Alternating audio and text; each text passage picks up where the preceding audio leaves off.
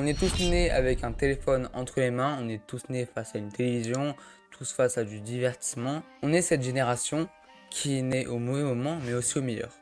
Au mauvais, parce que quand on est né dans cette génération, on est né dans une nouvelle société. Une société où notre attention est la richesse des grandes entreprises, notre cerveau est perdu constamment, mais on est né aussi au meilleur moment. Parce que si on fait preuve de résistance à tout ce divertissement, en supprimant les réseaux, le porno, la télévision, etc., on aura un meilleur mental et une meilleure intelligence que tous les autres. Et ce mental, on peut l'utiliser afin de devenir grand. Mais bon, comme je vous l'ai dit, pour devenir grand, il faut résister à tout ce divertissement. Mais il faut aussi apprendre certaines réalités. Ces réalités, j'ai mis longtemps à les savoir. Et dans cette vidéo, je vais te les apprendre en quelques minutes. 1. Rester dans sa zone de confort. Notre zone de confort représente toutes nos habitudes au quotidien. Par exemple, se lever à telle heure, manger des pâtes, scroller sur le téléphone, etc., etc. Mais le souci, c'est que dans la vie, il y a des moments d'inconfort, comme une dissertation imprévue, un problème familial, ça c'est très chiant.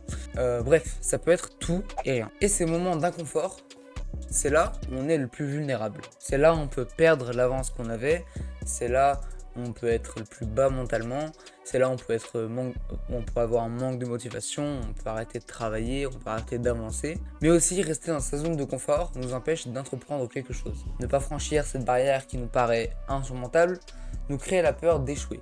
Beaucoup de personnes gâchent leur vie en restant dans leur zone de confort toute leur vie. C'est pour cela que c'est important de se mettre volontairement en inconfort constamment. Par exemple, tous les matins, je prends une douche froide. Ça marche parce que le moment où je dois aller sous cette eau glacée, et bah là, je commence à avoir un petit stress. J'ai pas très envie d'aller sous cette eau qui est glaciale, littéralement. Cela peut vous entraîner au moment d'inconfort. Ainsi, le jour de quelque chose d'imprévu, et bah j'aurai déjà un temps d'avance sur les autres. En bref, si l'on veut s'en sortir dans de grosses épreuves, le meilleur moyen, c'est de s'y préparer. Deuxième habitude à ne pas faire, ne pas prendre de risques. Un peu dans le même principe de la zone de confort, ne pas prendre de risques est le meilleur moyen pour gâcher sa vie. Si vous voulez devenir meilleur, vous êtes obligé de prendre des risques. Parce que si vous n'en prenez pas, certes, vous n'échouerez pas, mais vous ne réussirez pas.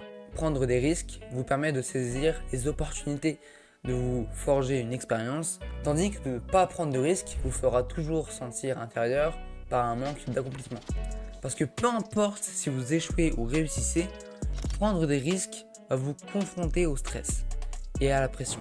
3. Avoir un mauvais environnement. Si vous n'arrivez pas à rester productif, à rester focus, à avancer dans vos projets, c'est sûrement parce que vous avez un mauvais environnement. Votre environnement peut aller de vos relations sociales à vos applications sur votre téléphone.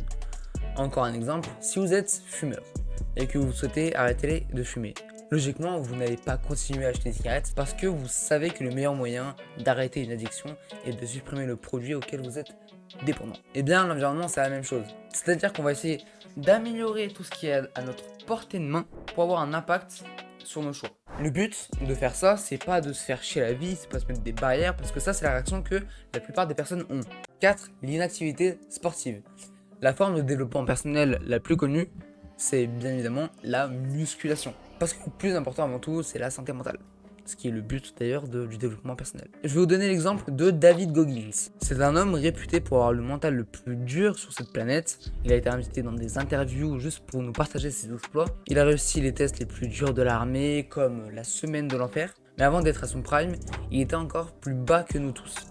Il était obèse, il se faisait harceler à cause de sa couleur de peau. Bref, la cata. Mais un jour, il a levé son cul de sa chaise et a appelé un organisateur de marathon pour pouvoir y participer. Là, dites-vous bien qu'un mec moins sportif que nous tous, il vient de s'inscrire pour participer à un marathon de 160 km à pied, sans aucune expérience. Le résultat est qu'il réussit, mais il en ressort avec des os cassés, je crois, avec des muscles déchirés. Mais le principe, c'est qu'il les a fait, ces 160 km. Si je vous parle de ce gars, c'est parce qu'il a compris une chose essentielle du sport. Il faut se dépasser pour avancer.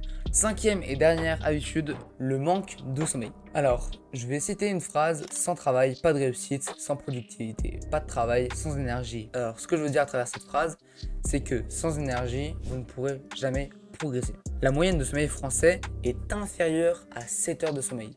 Résultat, le réveil est une épreuve pour vous. vos premières heures de travail sont une souffrance et en plein après-midi, vous avez un gros coup de fatigue. Le sommeil n'est pas négligeable car c'est la source de toute réussite. Prendre du temps sur son sommeil pour réviser est la pire idée. Pour avoir plus d'énergie, dormez un minimum de 8 heures, ce qui est recommandé par plusieurs scientifiques. En soi, dormir 5-6 heures à cause d'une soirée, c'est pas grave, mais tous les jours, si. Parce que votre manque de sommeil peut aussi engendrer sur un manque de motivation, sur un manque de productivité, sur de mauvaises humeurs. Alors dormir plus longtemps, c'est important pour votre productivité et pour votre vie, pour évoluer de partout. On a fini d'expliquer ces 5 habitudes, c'est la première fois que je fais une vidéo en facecam. C'est super cool, c'est super sympa, j'aime énormément. N'hésitez pas à la partager. C'était Rémi, abonnez-vous.